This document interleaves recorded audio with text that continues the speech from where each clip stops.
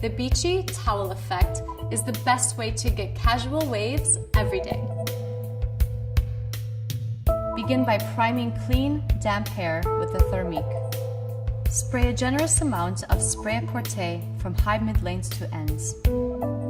Tilting your head to the side, allow the ends to fall into a towel, then lift toward the root area, allowing the hair to fold and coil, creating natural waves. Gently massage to remove additional moisture and lock the wave.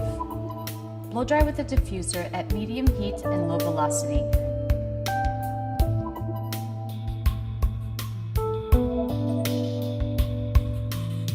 To create extra texture, lightly mist with spray-à-porter.